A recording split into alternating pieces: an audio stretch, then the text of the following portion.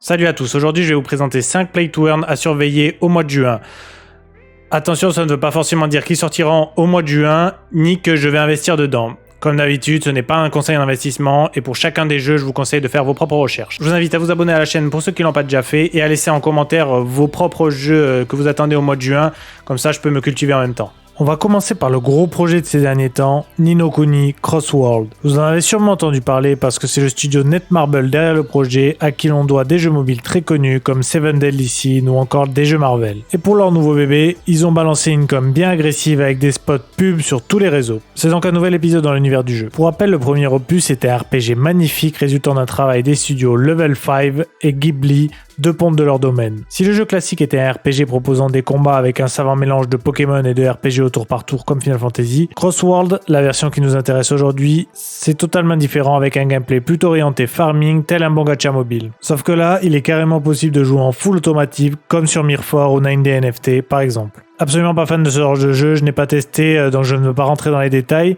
mais pour ceux que ça intéresse, je vous invite à essayer, le jeu est free to play. Par contre, s'il ne va pas pomper votre porte-monnaie, il peut rapidement pomper votre temps. Netmarble est tout de même réputé pour ses jeux pay to win pour être compétitif, donc vous voilà prévenu. Ceci dit, quand de gros studios s'intéressent à la blockchain et à l'économie des play to earn, on a toujours hâte de voir ça, et on est impatient de savoir comment ils vont gérer des économies de tokens. Leur stratégie est assez intelligente car ils ont très peu communiqué sur le côté crypto pour ne pas effrayer les joueurs classiques. Certains streamers ont d'ores et déjà réussi à sortir quelques dizaines de dollars sans débourser le moindre centime, donc ça vaut largement le coup de le surveiller en juin. Cantina Royale est un play to earn battle royale orienté science-fiction. Un jeune singe de l'espace entre dans un bar et passe devant une foule de gens qui sèment joyeusement le trouble dans la cantina. Cherchant à étancher sa soif et sa curiosité sur ce qu'il peut tirer de cet endroit, il rencontre le barman avec qui il va avoir une conversation intéressante. La Cantina Royale est l'endroit idéal pour tous ceux ayant soif de gloire et de fortune. C'est l'endroit idéal pour tester votre courage en tant que paria. Cela constitue le cadre idéal pour que Koran Diruno commence son histoire. En tant que jeune singe de l'espace, sa tête est pleine de fantasmes de devenir une légende à part entière. Le barman lui sert sa boisson, ainsi qu'un petit conseil. Bonne chance. Ça tombe bien, les joueurs de Play to Earn sont également en quête de gloire et de fortune. Bon, au niveau du gameplay, le jeu ne semble pas apporter grand chose et ressemble à un Brawl Stars ou Titan Arena avec du PvE, un mode raid, mais aussi le classique mode PvP Battle Royale. Le jeu est jouable en free-to-play mais ne rapporte rien, et pour les possesseurs de personnages, avec des raretés allant de bronze à légendaire, il y a du token à gagner. Encore une fois, on ne peut plus classique. Mais pourquoi j'en parle ? Parce que le système de Scholar a une nuance intéressante qui pourra réussir à donner de l'éclat au jeu. C'est pas très clair dans le white paper si ce sera gratuit ou non pour eux, mais les possesseurs de Bored Apes pourront rendre leur NFT jouable dans le jeu. Donc si tu offres l'opportunité à tous les Apes, les plus gros NFT, de jouer gratos à ton jeu, c'est sûr que si ça prend, ça peut faire un bon gros coup de com'. Surtout que les plus fainéants d'entre eux pourront choisir des Scholars sur les joueurs free-to-play qui sont les meilleurs sur le leaderboard. Ainsi, chaque possesseur d'Apes aura son champion et les joueurs toucheront un pourcentage des récompenses. Comme ça, tout le monde est gagnant. J'ai trouvé l'idée intéressante, donc je vous en parle ici, à voir maintenant s'ils arrivent à en faire quelque chose. Ils ont levé des fonds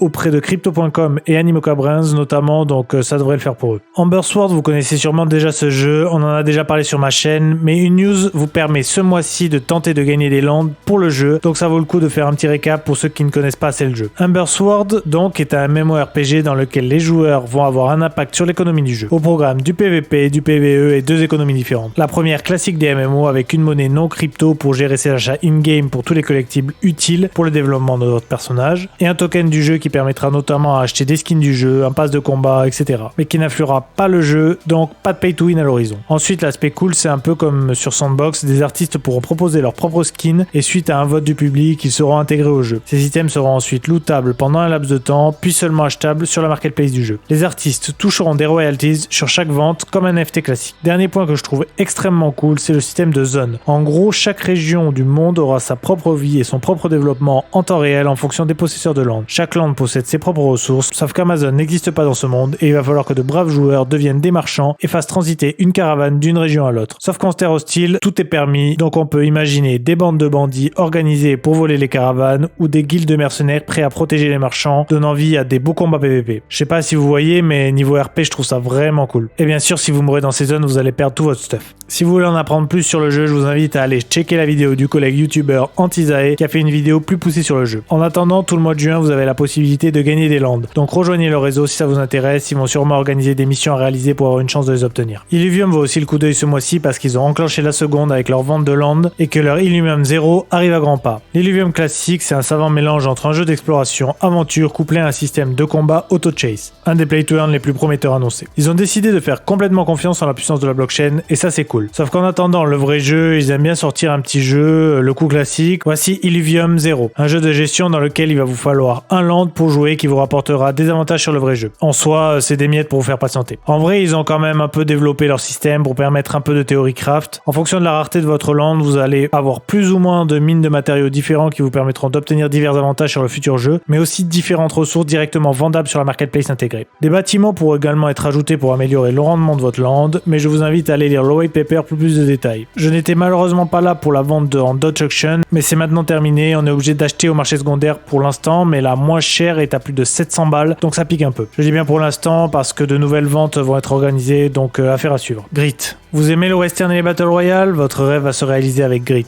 Et quelle plateforme peut aussi bien gérer un Battle Royale qu'Epic Games? Bon, ils fournissent juste leur marketplace pour distribuer le jeu ici, mais c'est beau de voir un play to earn sur une plateforme classique. C'est ici Gala Games qui s'occupe réellement de la distribution du jeu et qui va gérer l'achat et la vente de NFT. Comme la tradition le veut, plusieurs manières de gagner des choses, token ou NFT, on ne sait pas encore, soit en free-to-play en étant bon, soit en achetant un NFT ou un pass de combat qui vous fera farm plus rapidement. C'est pas forcément très clair parce que peu d'infos sont disponibles pour le moment. Par contre, le truc qu'on ne peut pas louper sur le site, c'est bien le bouton Shop Now. Il permet d'acheter une boîte qui donnera accès à un personnage dans le jeu. Ça coûte quand même 1500 balles, donc on va au moins attendre de savoir à quoi ça sert avant de s'endetter. Bref, dans l'idée, un Battle Royale dans une ambiance western, ça me chauffe de ouf, donc on va garder un œil dessus. J'espère que cette vidéo des 5 play to earn du mois de juin vous a plu. N'hésitez pas à lâcher un like, un petit commentaire, vous savez, pour le référencement, ça m'aide beaucoup.